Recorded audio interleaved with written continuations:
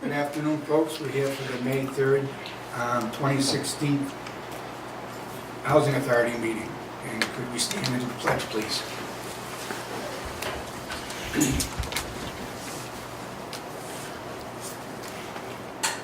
I pledge allegiance to the flag of the United States of America and to the republic for which it stands, one nation, under God, indivisible, with liberty and justice for all.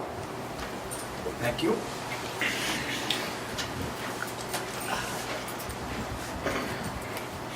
First, we'll start with citizens' comment. Anybody got anything? What's the matter? Oh, like I just saw somebody walking in, but now I know who it is. Oh, okay.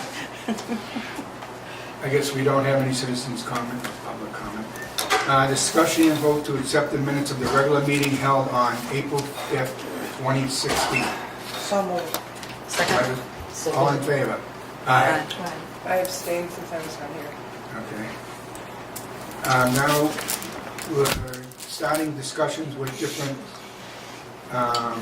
elected officials for updates on a 48-hour written notice prior to inspection. We're looking for help from them to move this along to legislation or whatever we need to do to get it changed. And that's why we invited Mr. Frost. We invited Karen Polito and Mr. Baker, but they've been notified 2 months in a row and have failed to make it. They have sent a letter saying they couldn't make it, but I think after 2 times, they would make some time to be able to come. We are talking about housing, and I think they need to come in either into support or at least help guide us in the way where we should go with this whole issue. If we can do something, we can do it. If we can't, we can't. But as a group, we're moving forward to try to get that changed, and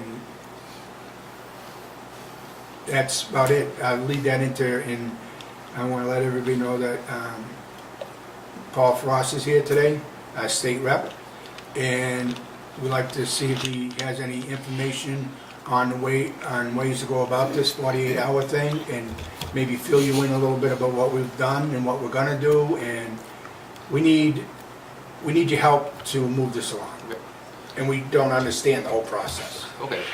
Well, why don't you explain to me, so that I understand where you guys are coming from, other than some conversations that we've had, or some things in the paper. But since I wasn't able to make the last meeting, why don't you give me what the rule is today, the challenge, and the need to make the change, and then we can go from there. Okay, by law, federal and state, we're required to give the residents 48 hours written notice prior to going in for inspection. So what we see after we've given them notice is not what we have heard of, so that's giving them time to clean up, get rid of the guests, get rid of whatever. By giving them notice like that, we're not seeing what we need to see in order to take them to court. Okay. And how is that connected to, like, for example, current landlord laws in Massachusetts, if it's even a private residence? So, and again, I'm just asking you. So, like, for example, I didn't know if it's comparable or if it's different. I don't know. Because you guys are public housing, but in essence, you guys are landlords. Mm-hmm. You folks are landlords.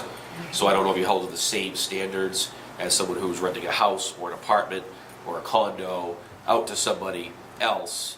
And there's a whole housing, aspect of it where, when if you need to enter the property, you have to give X amount of notice to the tenant, and stuff of that nature. So I was just kind of, didn't know if this is something that would just impact housing authorities and would impact, or has to impact everybody. So if it's just, if it's like a general, you're just kind of being lumped in with a general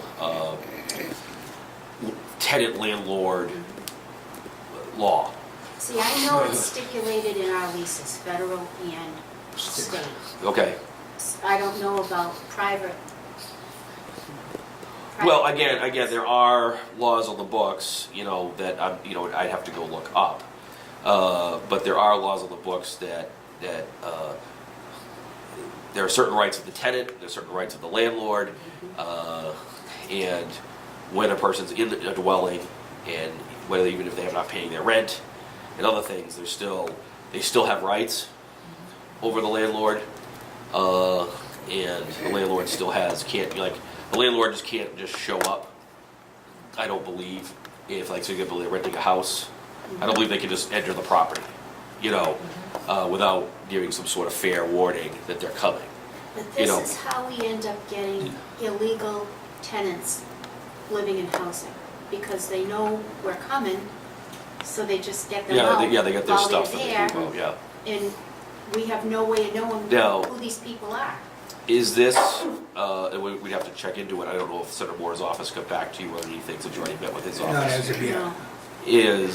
Are we dealing with a certain Massachusetts general law, or are we dealing with a federal law? Oh, Both. Okay. Well, on the federal side, you're gonna have to talk to your congressman. right. So that's, and your US senators. So Yeah. that's nothing I can do for you there.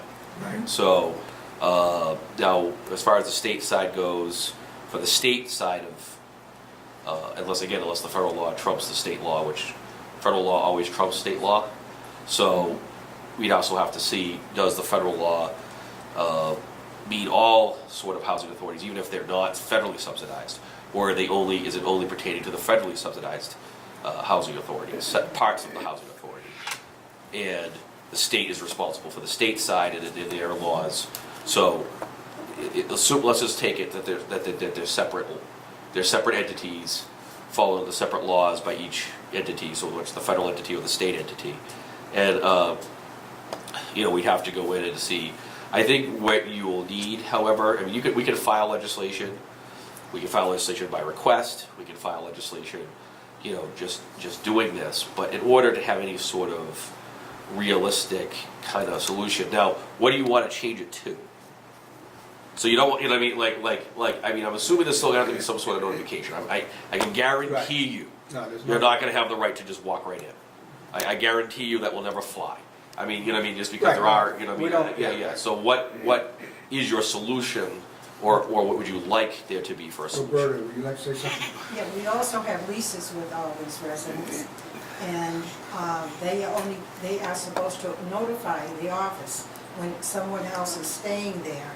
And the state is what, 10 days? State is 14, federal is 14, state is 21 days. They can stay as a guest in the course of one calendar year. And they're supposed to notify the office when these guests are staying there within a reasonable amount of time. But they're not necessarily notifying the office. And this isn't just in the families, this is also in elderly disabled housing. And this is how we end up having people staying here illegally. We don't know who they are. We don't know whether they have a criminal record. Right. Because they're not reporting to us, and we don't have the ability to just go in and say, who are you? We just can't. So I guess the question is back to, do you have a recommendation of what you want? I don't really know what the answer is. I just don't want what happened last summer to ever happen again. Right. And we're trying to find ways to prevent that legally. Right. So the problem right now is we don't have anything on the file, because even if we were to file something tomorrow, we don't have a recommendation of what you actually want filed. Right. So I think there needs to be some kind of understanding of, and again, and what I would also encourage you to do is to maybe talk with other housing authorities about this, because I'm sure you're not the only one that's having this issue. Right. Clearly, that's and maybe if there's some way of figuring out what's a better solution when something like you're talking about is happening, or is is believed to be happening, how you can better address it. And because even if you say, you know, my guess is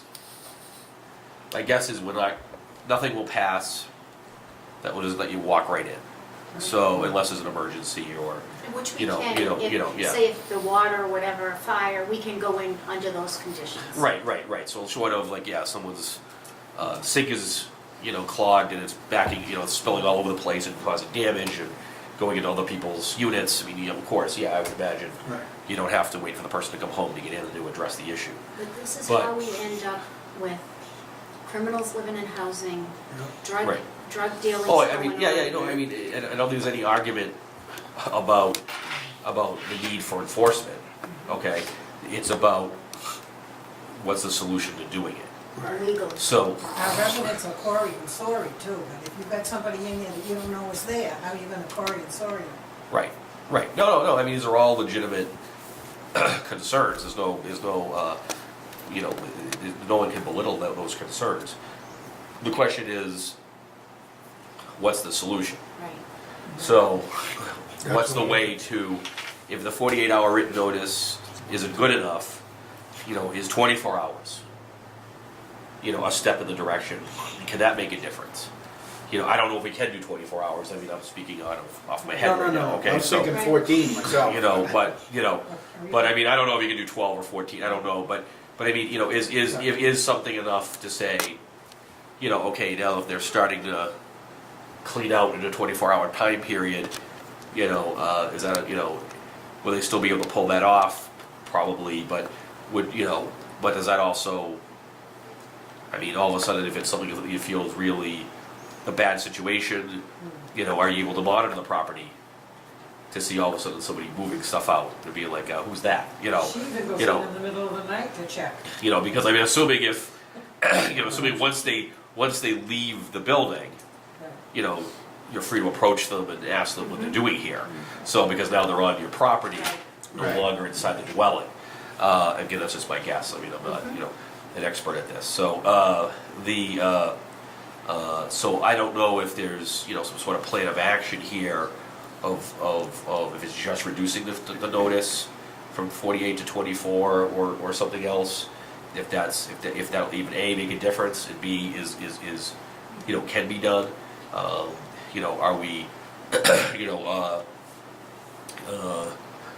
are there any other sort of monitoring ideas or aspects that could be done that you know, or, you know, again, I'm just trying to think off my head here, are there any other type of ways when you're making, you know, if there's an issue of someone living there that's not supposed to be there or has overstayed their welcome, if you will, if it's stayed there 21 days possibly. It also You know, affects the rents. you know, yeah, exactly, right, because if you had another income in there or whatever else, yes. Go ahead, Ian. I was just going to say, listening to you talk about other monitoring methods, you know, we've started the process of putting up security cameras, which are very expensive. Yep. So, do you think that there might be an opportunity for housing authorities in this situation that are interested in monitoring devices, getting the state to put up some money to help cover these costs?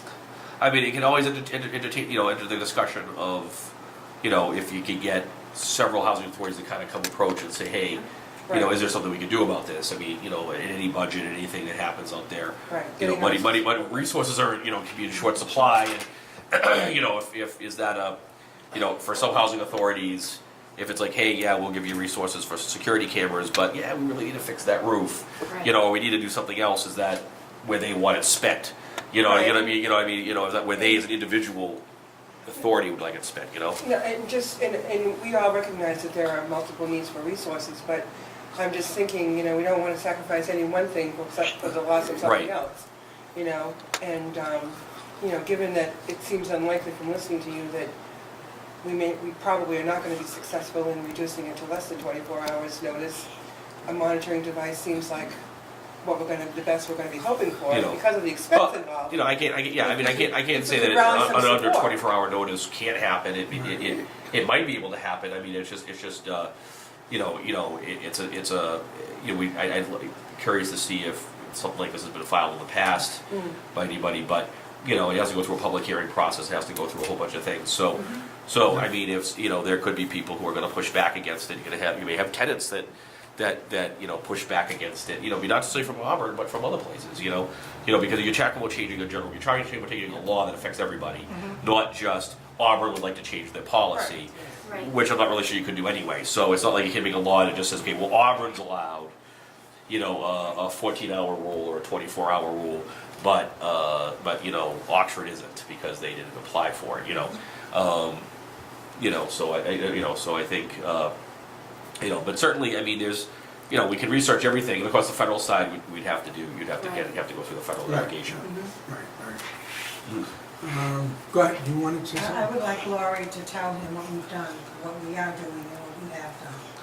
I was gonna, go ahead. Okay, from the budgeting aspect of 5-year capital plan, I did put cameras in for the developments.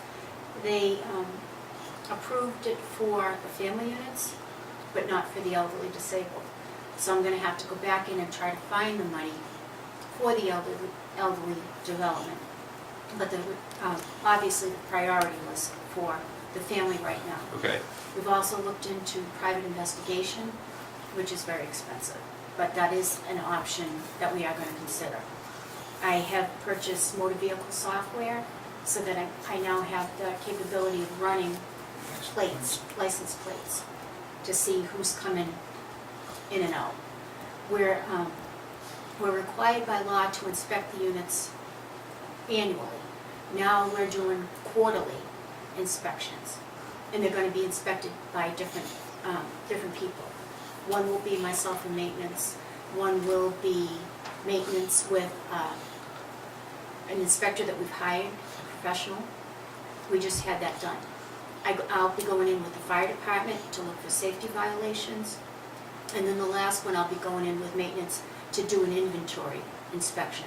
So it's not just gonna be housekeeping, we're gonna be looking at our equipment, our appliances, whatever. The fire protection system, if there are any health and safety violations. So we will be going in quarterly, but we will be looking for different things each time we go in. But that gives us an opportunity to go in the unit to kind of at least let people know we're coming. Right. And it's not gonna be just for work orders, but we're gonna come to try to figure out what's going on. And short of that, it's like we're in a difficult position.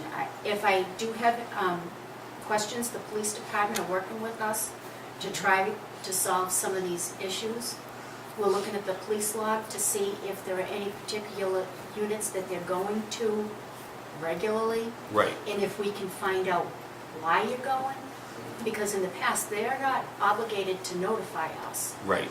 So we wouldn't necessarily know that, so-and-so has had the police there 50 times. So unless I go and actually look at the police log or get a sense from the other residents, oh, by the way, because now they're calling.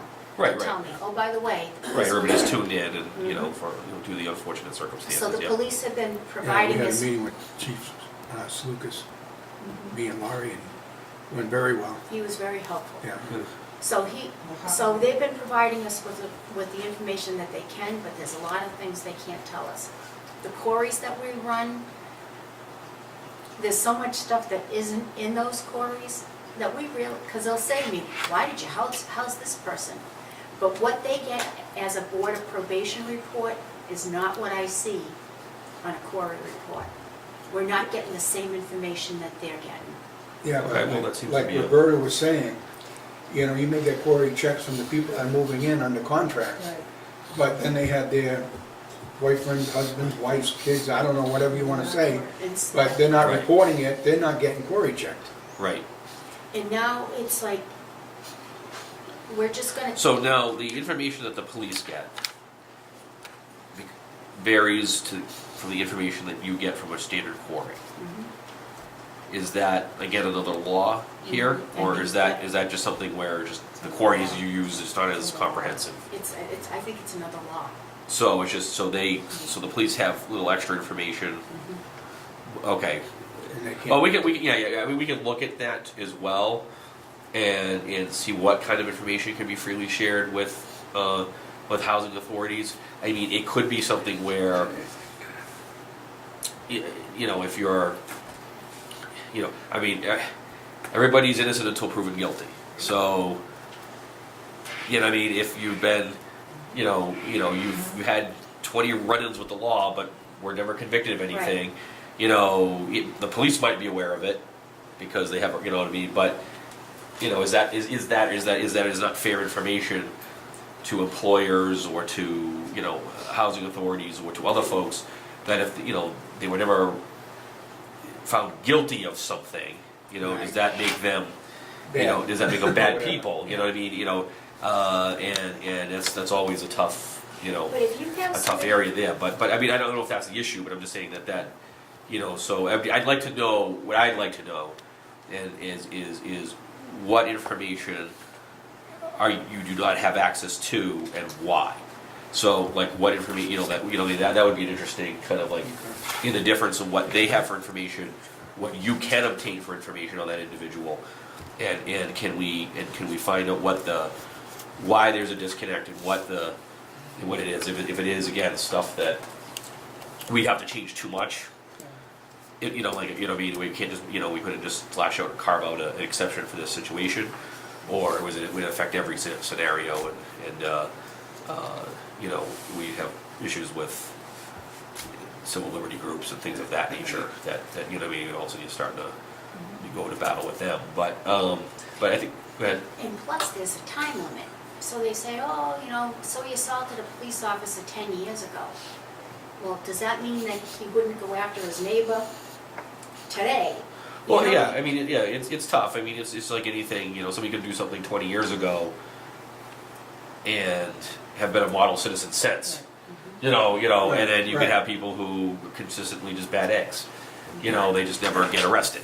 You know what I mean? Or they never get convicted, or nobody ever takes them to trial. You know, whatever. You know, they just, you know, I mean, it's yeah. I mean, there's always those tough situations that you run into where people honestly have turned a corner in their life and have been good people for a long period of time, and you know, they never get an opportunity to be, you know, do you always shut them out? Well, we can't trust, you know, you did this thing 15 years ago, you know. So, I mean, there's a yin and the yang to any of that, you know, to where we want to keep people safe, Right. and we want to hire good eggs and good people, and we want to keep the bad people out, but at the same time, people who maybe paid their dues, or people who have turned the corner or changed their lives and are trying to get back on their feet in a legitimate way, you know, those individuals, you know, you don't want to have all the doors closed to them either. Otherwise, they'll never get out of the life they're in. So Right. And that's- it's not easy. It's just not easy. in that No, you're respect. right, but we understand what you're talking about over time when you know, 20, 15 years ago. But yeah, you're talking about the last, you know, I mean, months, years, something few happened. years, you know. Yeah, you want to be careful, You exactly. can't really hold it against them either, but it depends on the issue, Right, as yep. far as that goes. But I mean, we're trying to get rid of the people that don't belong there, the people that are selling the drugs, the people that are letting Yeah. people live there. We had 2 children, one died, one, I don't know lately what the update is on her, but Long-term rehab. she's in, long-term rehab, so you can imagine since how long ago this happened. And the only thing about that is we don't want to see that ever again. And the thing was with me with that whole issue was, these people on this board, as far as the Auburn housing goes, had no clue that those children were there. Right. And DCF, in my personal opinion, should have never sent those kids to a lady that had her own issues and not a husband and had her own physical issues and not notifying the housing. So right, as well, far they as were- my opinion goes, No, they were I legitimate think backlash. DCF and the Melpass lady should have been charged with murder. That's my personal opinion. I mean, But this yeah. board wants to make sure that this doesn't happen again, and we're gonna go every avenue possible, whether it's gonna take us a year down the road, it's gonna take us 5 years down the road. As you can see, Paul, as we're putting a lot of effort in, this group has put a lot of effort into slowing a lot of this stuff down, and I'm looking forward to keep generating things that are gonna make it safer and better for the community that we, Okay, well, there's a lot of stuff there, so let me tackle that. I mean, first off, yeah, I mean, DCF took a lot of flack for that, and justly so, for, you know, why did they put the children in the care of someone who was in a housing authority, when one of the top provisions that they're supposed to follow is that the person who takes on foster children must have the means and capability of taking care of children and themselves and their own children. absolutely. And if they don't have those kind of resources, then, you know, it doesn't necessarily, you know, I mean, not sure, you know, there was the argument, you know, well, why would you be putting kids under their care when they need government assistance to you know, to provide for their own family, which is, you know, hey, listen, some people need that, and we're here for them, and we want to help them get back on their feet again, and that's the, but how do you take that challenge on and then take on additional responsibilities of foster children when they weren't meeting that criteria? So that was certainly a legitimate criticism, and I believe that has been or is being addressed under this governor's new plans and his reforms and everything else, that a lot of what happened there, and you know, and the DCF situation has been, and it's going to take some time, but you know, has been a mess for many years. I mean, you know, so there are this administration has put up sweeping reforms, and to the union's credit, that is part of that for DCF workers, to their credit, have worked hand in hand with the governor, because in all honesty, for the governor to attempt to change any policy or procedure at DCF is a collective bargaining. So you just say, listen, you're not going to do this anymore, but you're going to do it this way. Just changing a process or procedure was supposed to be collective bargaining. The union, to their credit, waived all that so that they could get some things changed and try to repair what was going on in it. And, you know, it's still going to take time. I mean, I'm not, you know, there's a lot, you know, in the way they handle things. And, you know, I read the court case, I mean, not the court case, I read the report on it and everything like that. And you know, and so, yeah, obviously you see this hole and that hole and this, that, and the other thing. And so certainly, you know, and it's a heartbreaking, you know, situation.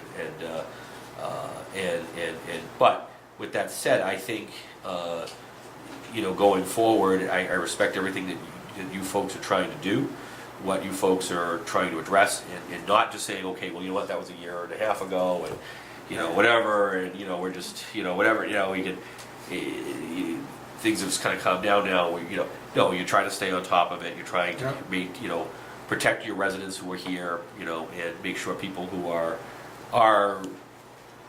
you know, who are supposed to be here, those who aren't supposed to be here, you know, shouldn't be here, as far as, you know, for various different reasons, you know, whether it's public safety or fairness in the rents or what have you. So I think you know, I think all of that makes sense, and I honestly got understanding what the motivation is, and I understand what you're working towards, and it seems already you've taken very comprehensive actions within the law and what you can do now.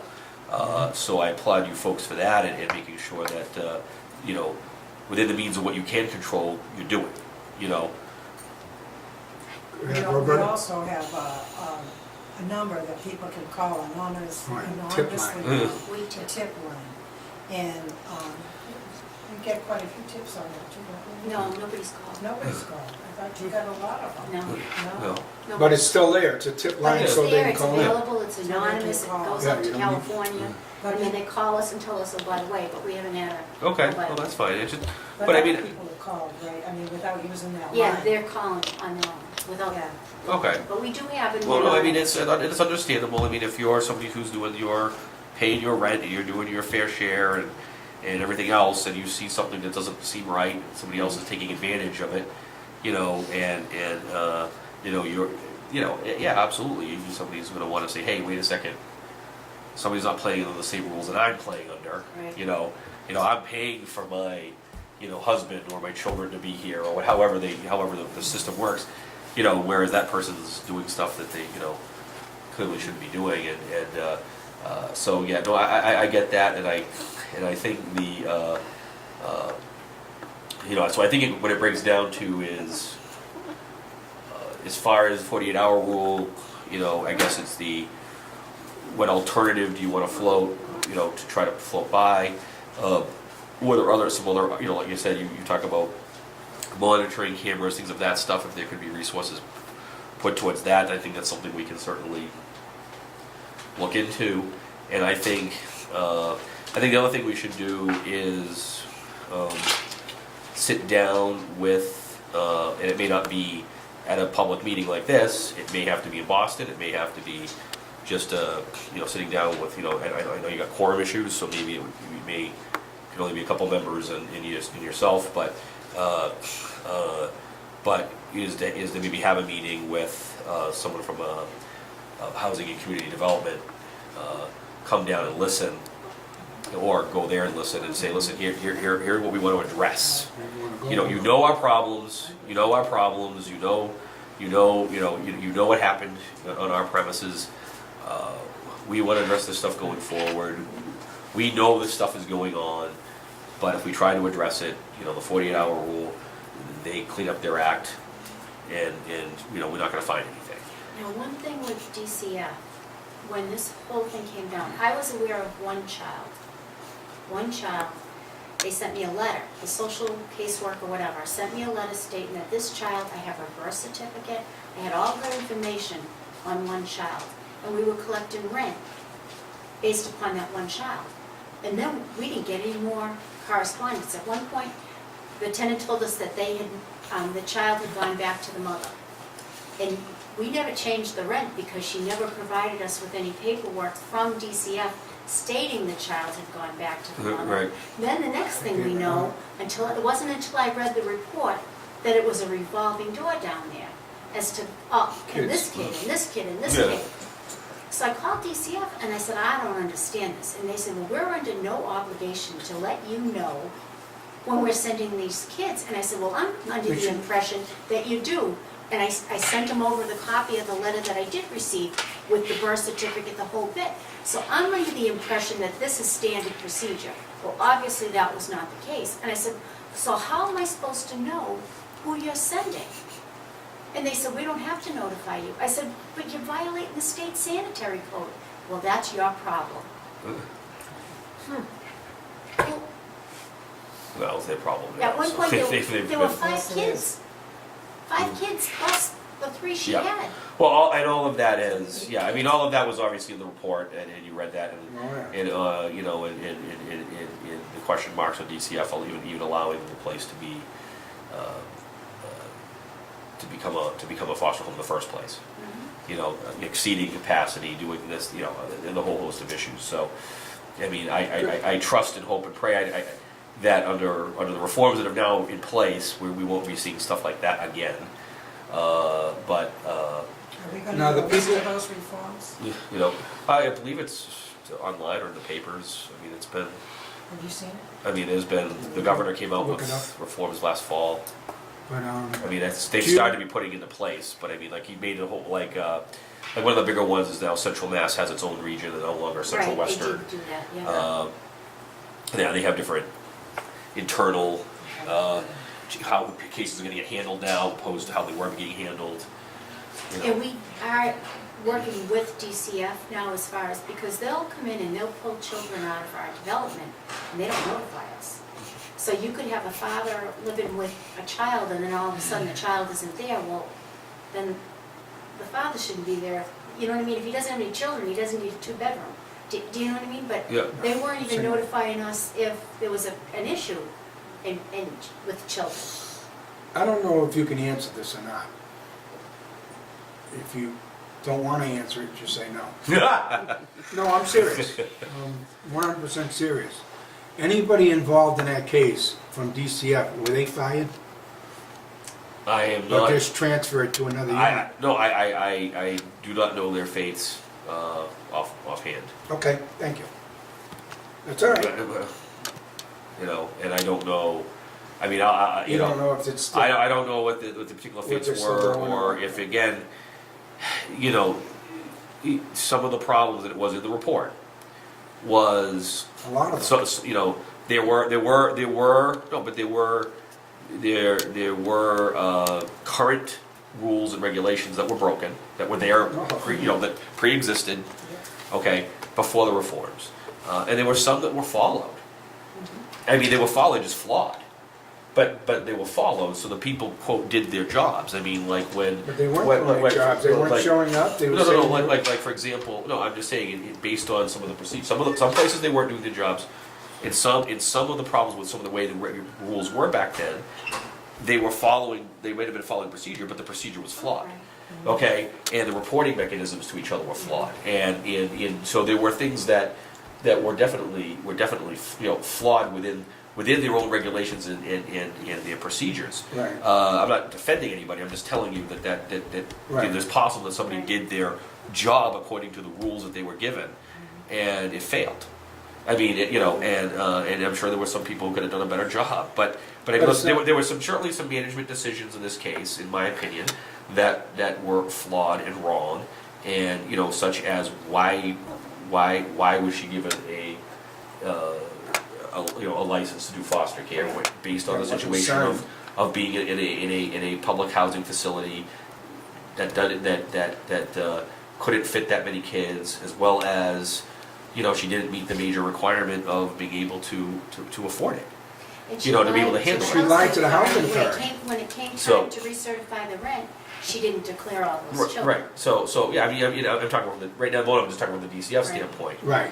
And then you had but then you had a situation where the DCF worker did notice the gentleman on the second floor couldn't enter the property, tried to, but wasn't allowed. And they went through a whole system where they dragged him in to find out who he is and all this stuff and that stuff. And the kids that were old enough to communicate and stuff, were lied to say that he didn't live there. But they didn't call us to let us know that they were bringing this guy in. That was a And violation did we of contract. in fact know? Yeah. So yeah. So I mean, I think there's plenty of stuff that could have been involved, and I think we have to there was plenty that went wrong, and there's plenty of people to blame, and there's plenty of procedures and processes to blame, and people having too many and the thing was a lot of DCF workers too many too big of caseloads, too many people, the way things went through channels, I think there was just too many people involved in some cases, because there were other issues other than just Auburn. I mean, and it's just certainly it was a mess, and probably something that's getting better, but it's hopefully we'll see major progress, and I mean, but it's a thankless position, it's a thankless job, and no matter whether what you do get, in fairness, you do get criticized when you take a kid out of a situation. They get criticized for taking kids from parents and their families, and other times they get criticized for not doing it. Right. And then they get, I mean, it is, so, I mean, generally speaking, I mean, I'm not gonna say that it's, it's an easy job, but nevertheless, it needs to be major reforms. I think the governor put in some very good reforms to get us there, and to try to fill its caseloads, to try to clean up these kind of issues that did happen in Auburn and other places. I mean, now they do require DCF to check police records and check which they didn't have to do. So they didn't know, same thing that you folks are talking about. They didn't know that this individual had X amount of calls to her residence, both at the housing authority and a prior place that she lived. And they didn't know all that. They didn't check. So because they didn't have to, it wasn't in their procedures. Now they have to. To me, that's common Now, sense. but now they have to. Well, So the thing is here is there's no justice being done for that child, That's or the thing. the other one that's in well, that's permanent as rehab. far as They murdered that kid. I mean, as far as Sorry, that. Bob, but that's my feeling. But as far as that statement goes, that is something that you have to take up with the district attorney. I don't have access to what he knows. I don't have access to his stuff. I don't have access You know, I know as much as you do from the reports that we've seen, Right, yeah. from the newspapers that Well, we've you heard, could you know, see the and report- the from, report you know, itself. and of course word of mouth from around town and stuff Right. of that nature. So Right. we're, you know, we know that, but as far as what the district attorney knows and what that kind of stuff, that's something that, you know, I can't answer for him. Right, no, you we know, totally agree with you. I can, We just Roberta? want to prevent anyone from losing their life because they're overhoused or there's problems. We want to prevent, we want our residents to be safe and have it's the most fruitful life that they can have here. right. And that's our aim. But not only that, and you're absolutely right. But I mean, this girl had her own physical problems. I know, She was unwed. I know. She had her kids, and DCF is putting more kids into that house? I understand that. No, and that's and that of course, yeah. I mean, listen, that's it's well documented, and I know again the reforms are going forward on that, and I trust we will not see something like that ever happen again, or at least should never see that happen again. You know, but I mean, you know, you know, but as we go forward for what you guys can handle, what's in your realm, Right. you know, We're gonna what you can do, and I think that's the focus is where can, you know, what kind of legislation do you need changed? What kind of That's right. resources can you do, and what is it that you can, even at the very least, start a conversation Right. This- and say, all right, how do we want to address some of these problems. Yeah. This shed a big light on it, okay?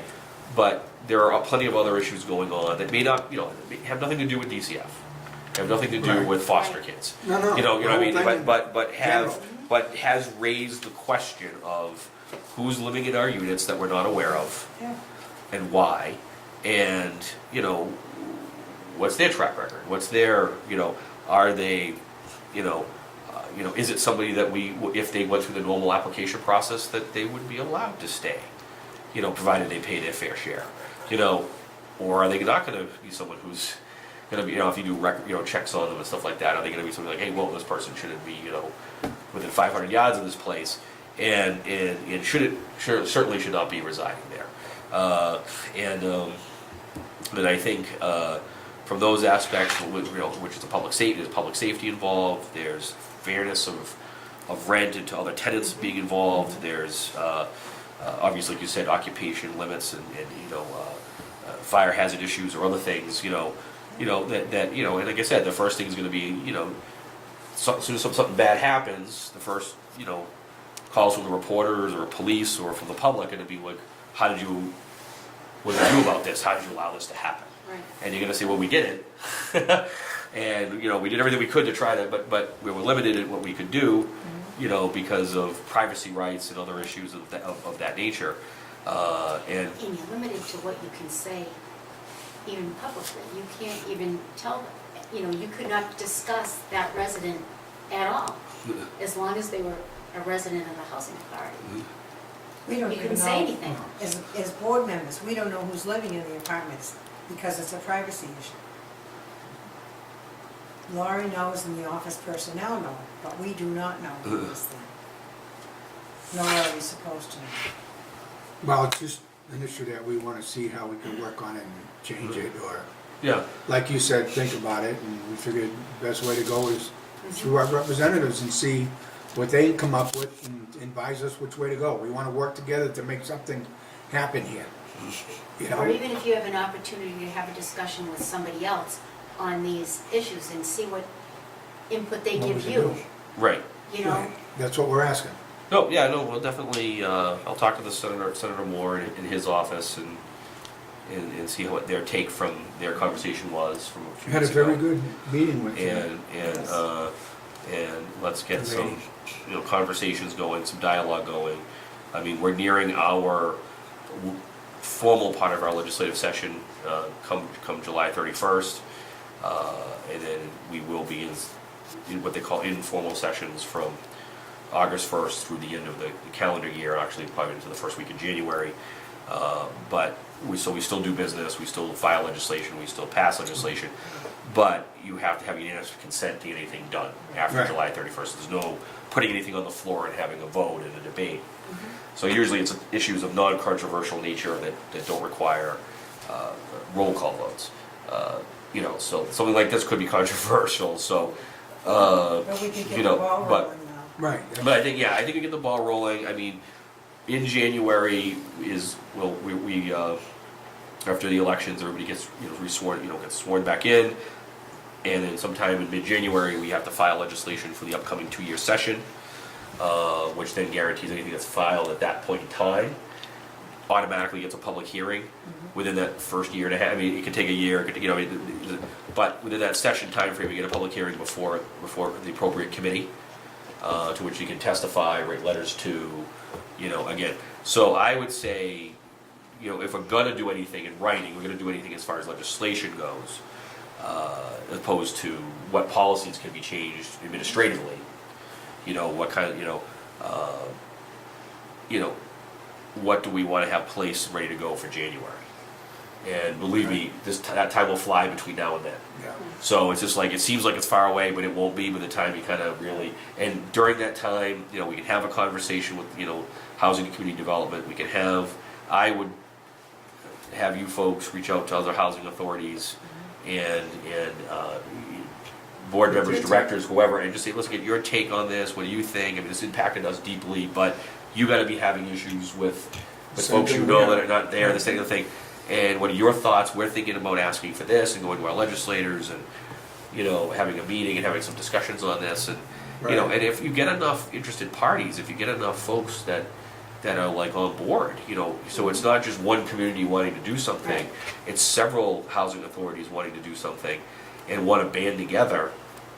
And they start talking to their legislators and, you know, now, you know, the administration, you know, sees that kind of concern and push and says, okay, you know, what can we do about addressing this and reforming this, you know, without being draconian to the people that are living here, the tenants who are living, Right, you know, the right, tenants who, to Yeah. where it's just like, hey, listen, I came to live here in peace. I did, you know, so you know, within fairness, not just, you know, private property rights or For all personal the rights, rules, but, you'll you be know, in peace. you know, no, true, you know, I understand, but you know, it's.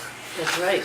I understand, but at the same time, you know, like I said, Yeah. you know, tenants, you know, that they, you know, it's their home for them. It's their home, and you know, it's, Right, no. you know, and so it's a double-edged sword. It's tough because it is their apartment is their home, you know, and even they might be, you know, they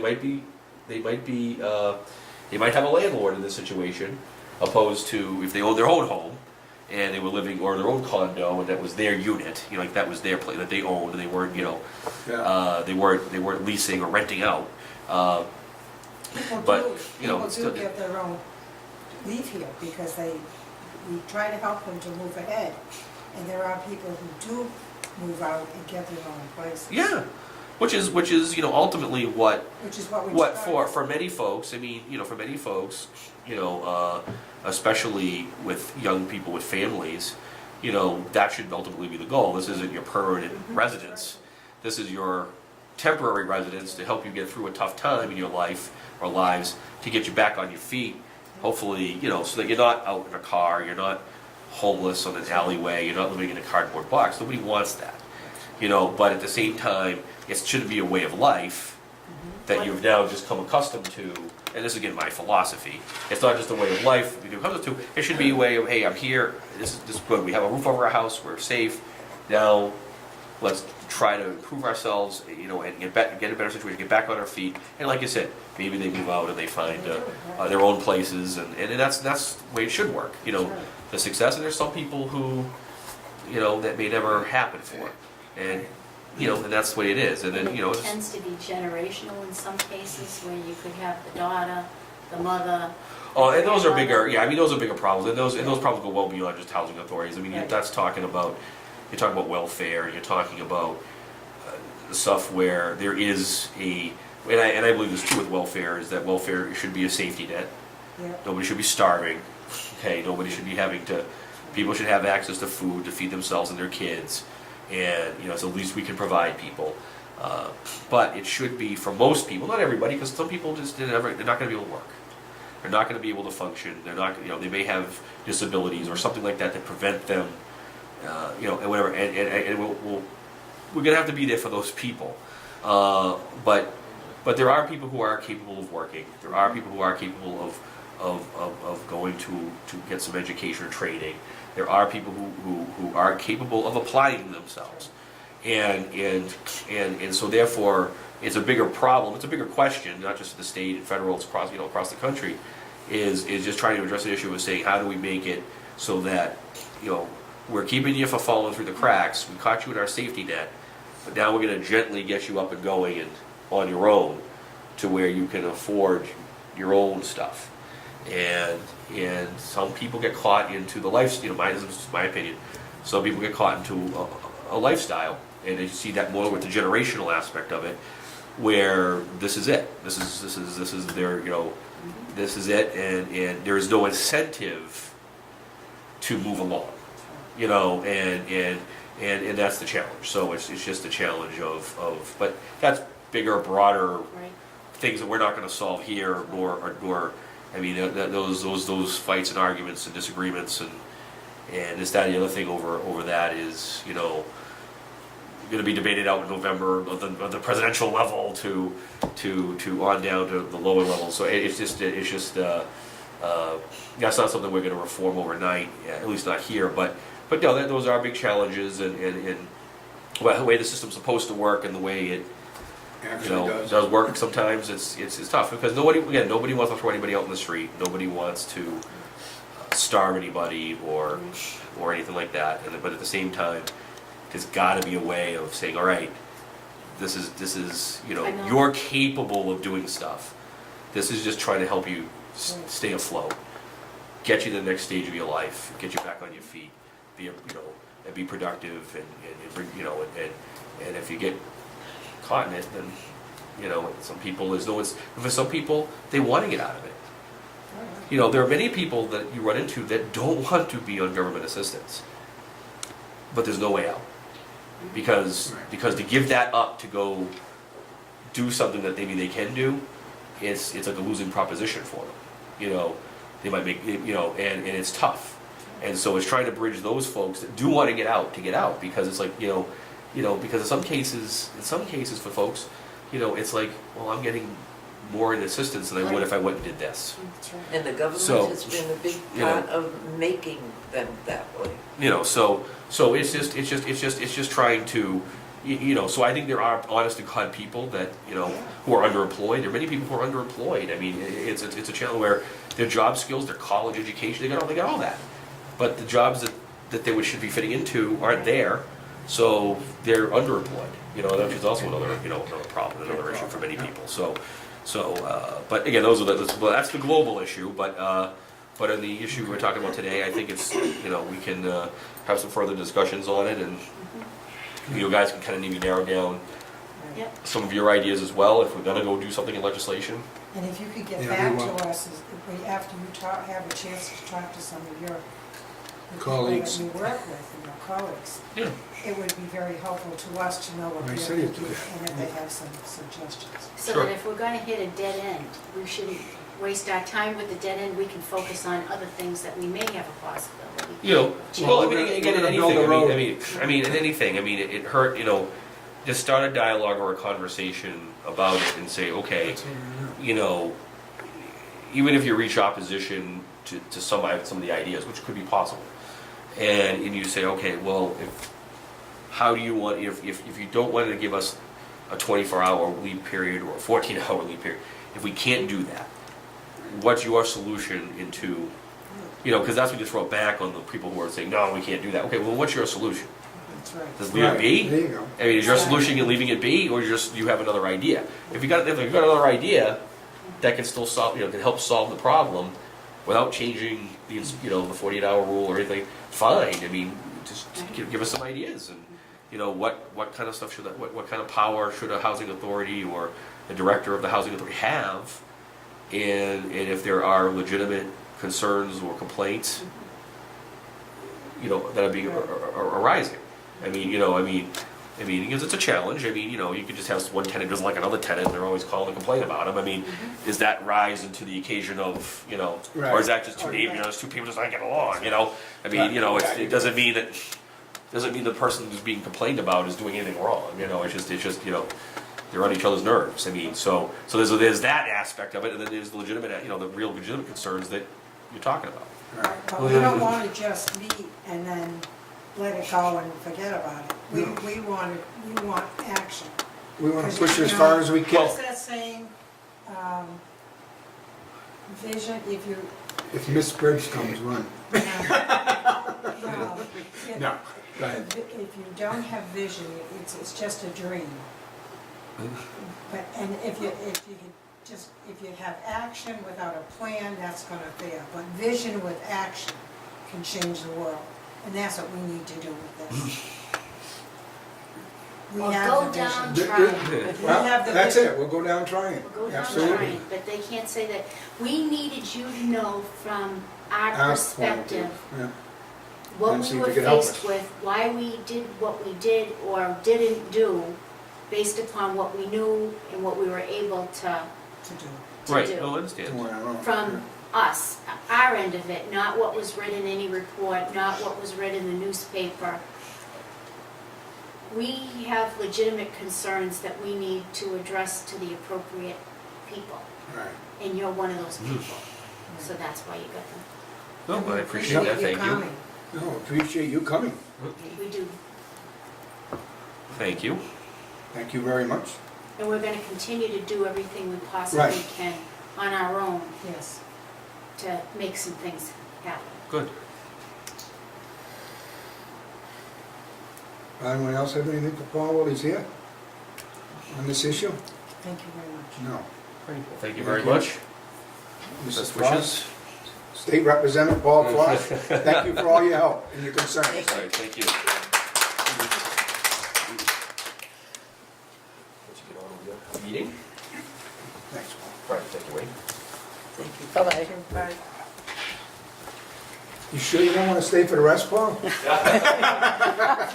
I'm gonna get awake. That's all right. Remember Conti's there, so I gotta go with traffic now. There Try to you get go. back. Try to get it. Thanks again, Thank Paul. you. Thank you.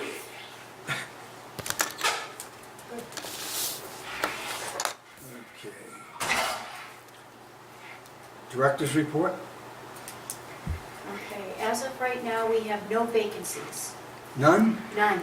We are completely rented. That's good.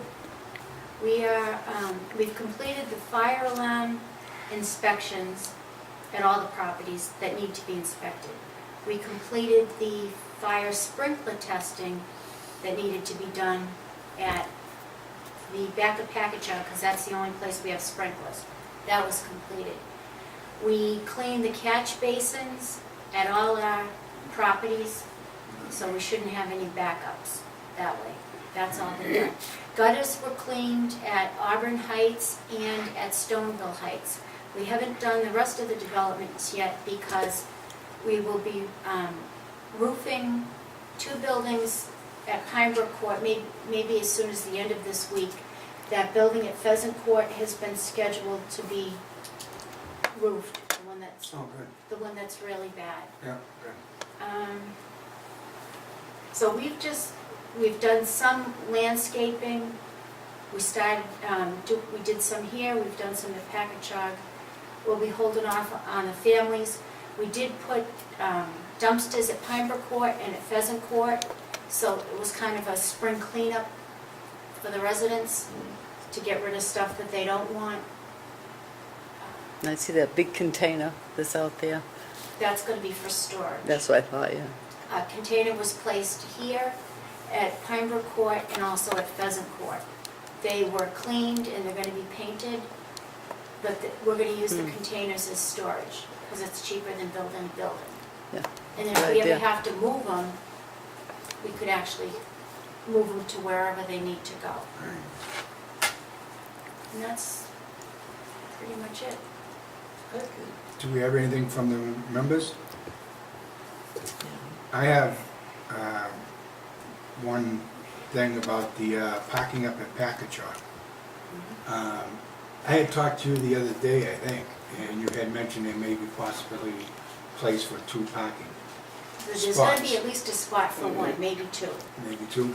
Well, next to somebody that had fire road. called me about it, and I says, I know that springtime is here, and we said we were gonna talk about it, and by the way, I just did just talk to Laurie, and she had suggested a certain area, and I says, and that's where we are with it, and that's why I brought it up tonight as far as that goes. Yes, you all done? Do you want me to say something? Well, I didn't know if you wanted to. Well, no, I have taken pictures of that area. I think that it is possible to put 1, maybe 2 spots, there, and that should solve any parking issues in the back of Packagug. And if it doesn't, then we'll have to look further. Okay. Another thing on the parking. There's people getting notes on their windshield saying they cannot park there. This is not assigned parking. You park wherever there's an open parking spot. And if it's a handicap, you better make sure you got a handicap parking sign.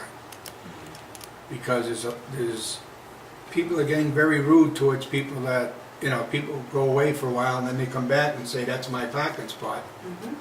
You can't park there anymore. Well, we're not gonna stand for this kind of stuff. So if you're in it, you're in it. Don't let anybody threaten you or put notes on your windshields.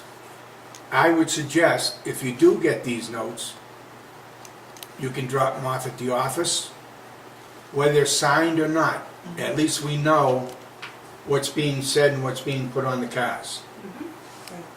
Good idea. And, That's been happening for a long time. well, I've gotten a couple phone calls this week on that issue. And we can't just let it continue, and we can't let other people threaten other people over a crazy? parking spot. Huh?